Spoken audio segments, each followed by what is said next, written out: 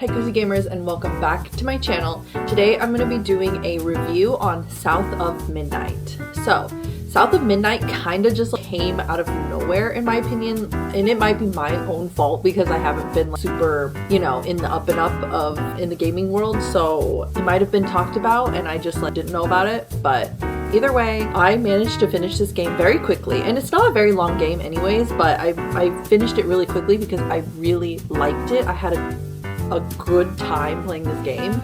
So let's just dive right into the review. So South of Midnight is an action adventure game where you play as Hazel, trying to rescue her mother who gets swept away during a hurricane. Hazel ends up discovering that she has powers and she has some secrets within her family. It's set in the deep south with folklore, ancient creatures, magic, and such a beautiful art style.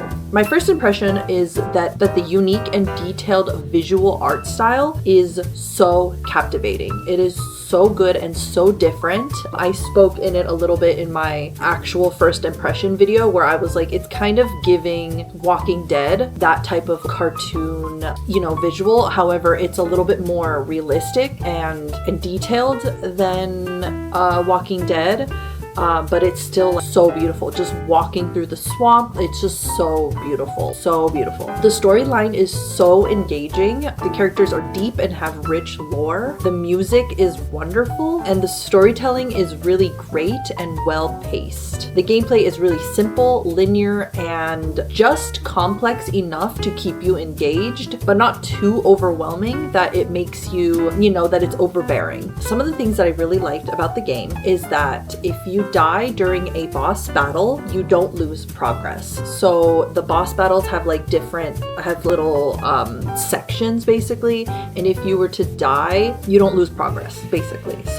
And the music is amazing. I've already said that, but it just some of the music will kind of speak more on the lore and what is happening cool as you're going along and listening and just getting more details. The game is absolutely gorgeous. Like I mentioned, I just love the way the art style, the details, the flowers, the trees, the water, everything, the characters, the creatures, everything is just so good.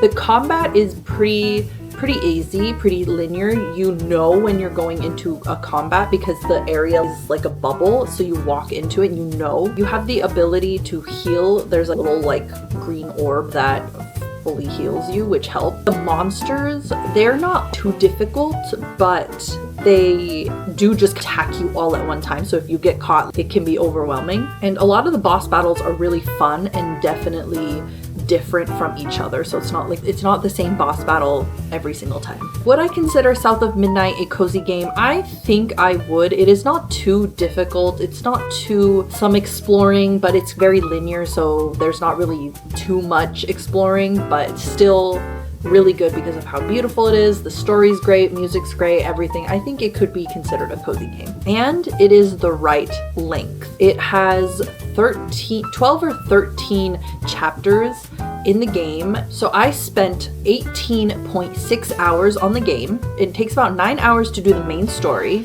about 15 hours for a completionist run, which apparently I did a little more than a completionist run, but it says I only have 67% of the achievements, so maybe I didn't complete it that well. Going on to the dislikes, it started to get repetitive closer to the end. I was like, okay, this is kind of like the same fighting mechanics, the same puzzles, basically the same sequences going on over and over again, which is totally fine in the beginning, but just at a certain point I was like, okay, it's starting to get a little old. It's just starting to get a little old. So it ended pretty much right after, or a little bit after, I started to get that feeling. So I am so glad that it is the right length that it is, because if it was any longer, it would have felt like it was just dragging on and there would be no point. So I felt like it just got caught off at the perfect time. I give South of Midnight an 8 out of 10. Some of the games that are similar to are We Happy Few,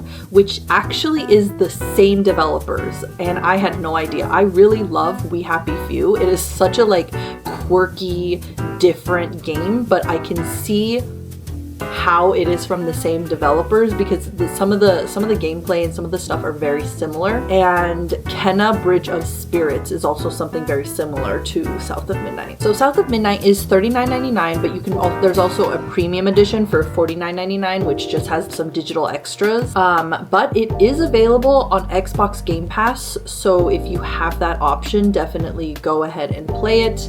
I always recommend people to get Xbox Game Pass, not sponsored, but like I said, Xbox, if you're listening.